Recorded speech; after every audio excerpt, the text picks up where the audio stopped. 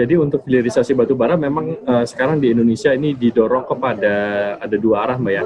Tentu yang sudah kita sangat mengenal itu adalah batu bara sebagai pembangkit tenaga listrik, ya, sumber bahan bakar untuk PLTU.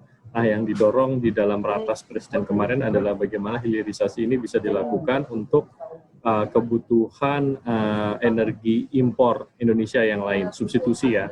Yang pertama itu adalah metanol. Nah, metanol ini adalah bahan campuran untuk pembuatan biodiesel ya.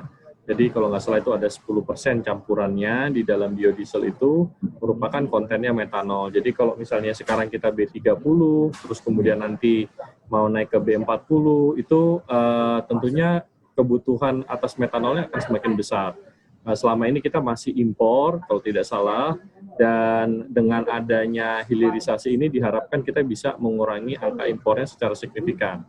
Apalagi nanti kalau misalnya ini bergerak ke B40 atau bahkan nanti sampai ke B50. Jadinya tentu saja kebutuhan metanolnya akan makin besar sehingga kita melihat ini juga perlu untuk dilakukan hilirisasi di sektor ini.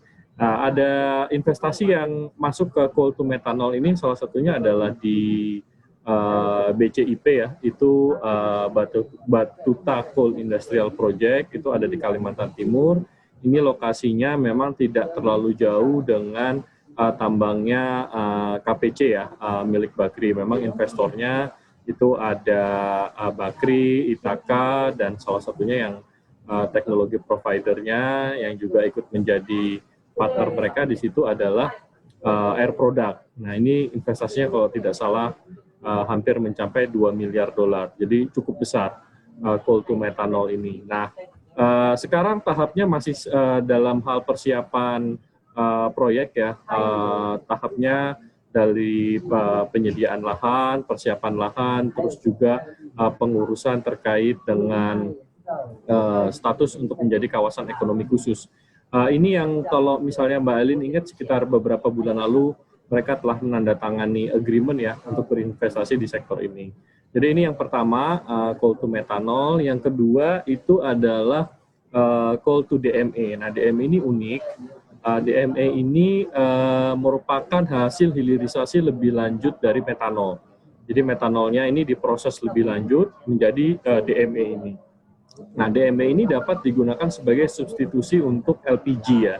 Jadi ini kenapa juga ini salah satunya kita lihat ini cukup prospektif karena sebagaimana Mbak Ali tahu kita impor LPG juga cukup besar ya, dan dari tahun ke tahun juga terus meningkat, dan kemudian subsidinya pun juga cukup besar gitu. Nah, untuk DME ini dan metanol ini keduanya menggunakan kalori batubara kadar rendah, Mbak Alin. Jadi yang selama ini mungkin sangat sulit untuk di-develop dan dikomersialkan. Nah, dengan adanya hilirisasi di sektor batubara dengan menjadi DME dan metanol, kita harapkan maka utilisasi dari batubara kadar rendah ini bisa dikomersialkan.